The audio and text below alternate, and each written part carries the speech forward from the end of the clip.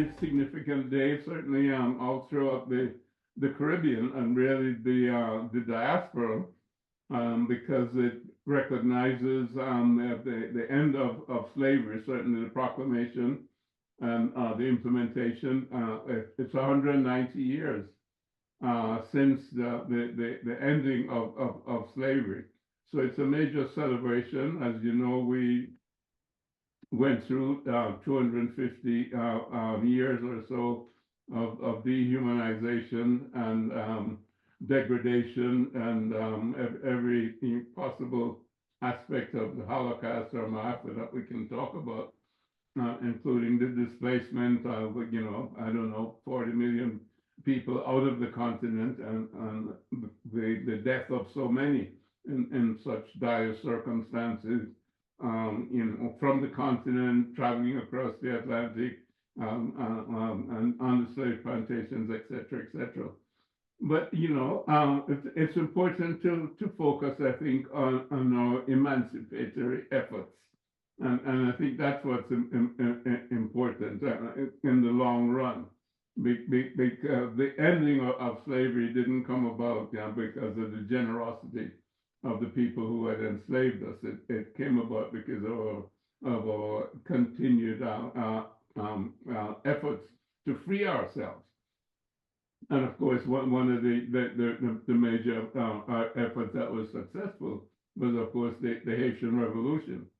And the Haitian Revolution, we started, was it something like 1791 with the rebellion against Napoleon's army, and that fight continued until 1804 when we had our first Black Republic there in the Caribbean with a major success against the French and against the British and all of those who would subjugate us. And I may ask you to jump in there and give us a little bit about the Haitian Revolution, because we're going to go on from that to the current situation in Haiti. But Haiti was representative of so many efforts, whether were in Brazil with the Quilombos and Zumbi, with Zanga in Mexico, and with others in Colombia, and with the Maroons in Suriname, the so-called Bush Negroes, and the same thing was going on in Jamaica with people like Nanny and Sam Sharp and George William Gordon, etc. Well, can you fill us in on some of those revolutionary efforts that took place? Because they're very, very significant in terms of our history, because it gives us a foundation of the knowledge that we struggled and did achieve our emancipation. Yes, sir. The Haitian Revolution taking place in Haiti. Haiti was part of a bigger island, if you like, that was at the time called Hispaniola. And what happened was a priest, a traditional African priest, began the struggle on the 22nd of August, 1791. This priest, I've seen the name Bookman Dotti used in some of the literature. And some people say that he may not even have been Haitian. There's a theory that he could have come from Jamaica. And on the 22nd of August, he kicked off what was going to become the Haitian Revolution. But apparently, the 8 days before, some people say the 14th of August, he led a traditional African celebration to invoke an ancient African deity associated with war called Ogun. Tradition. Yeah. And the idea was to resurrect the kind of energy and power of this ancient African war deity. And after 8 days of invocation, stuff kicked off on the 22nd of August, 1791. Now, Haiti at the time was under the rule of the French. But the French, they were going through their own revolution. And the historians talk about the French Revolution. They big it up and they big it up and they big it up. But the French were not necessarily friendly to the idea of their enslaved Africans kicking off. So the French did everything that they could do to suppress it. Eventually, Boukman Dutty is captured and killed. He's out of the picture. And leadership of the revolution passed to General Toussaint Louverture. And he becomes a great revolutionary leader.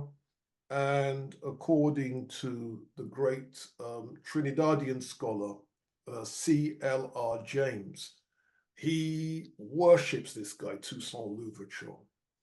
He was captured and starved to death in a French prison. And then the revolution was completed in late 1803 under the leadership of Jean-Jacques Dessalines. And Jean-Jacques Dessalines orders the Europeans, invaders, a lot of them to be executed. So the 22nd of February, 1804, a whole series of executions took place. And the significance of that is whenever Africans take power, they don't usually make the other side pay the way that Jean-Jacques Dessalines did. And so Europeans have always been upset with Jean-Jacques Dessalines, and there's been a kind of policy to starve the Haitians out ever since.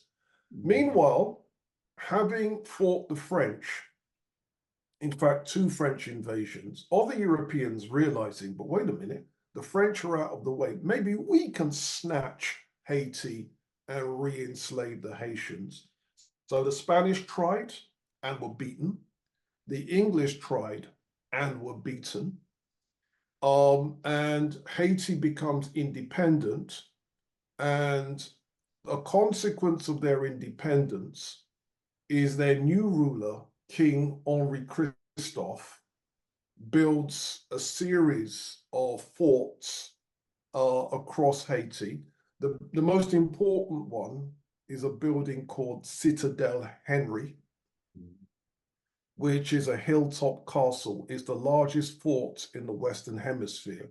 And that was conceived of by the previous ruler, Jean-Jacques Dessalines, as a series of 40 forts that were going to be built across Haiti to stop the French from coming back. And it worked. The French didn't come back.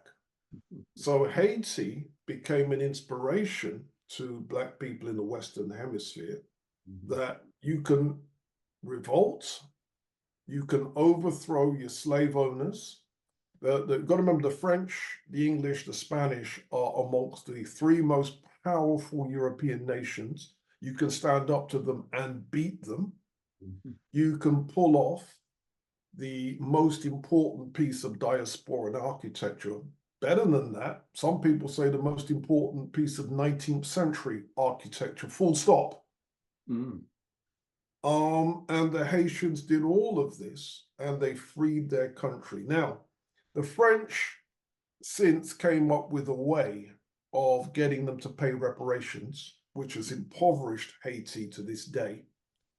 But the most important fact is the Haitians pulled it off. Yeah, I think that's something that, that we can all be very proud of, because it's the high point, shall we say, of our rebellion as a people in the diaspora. And we have mentioned, some of the others in Jamaica and elsewhere, because there was revolution in every one of the islands and in every one of the enslaved communities. And we've all now, achieved independence in that sense. Certainly since the 60s, I think everybody has been been independent, certainly with a flag and an anthem. But our problems, in some sense have still persisted. So we fought against oppression, we fought against dehumanization, and we fought for freedom. The question is, how is freedom going to be expressed? And is it going to be expressed in a way that is consistent with us and our thoughts and ideas, or is it going to be expressed in a similar way to the people who oppressed us?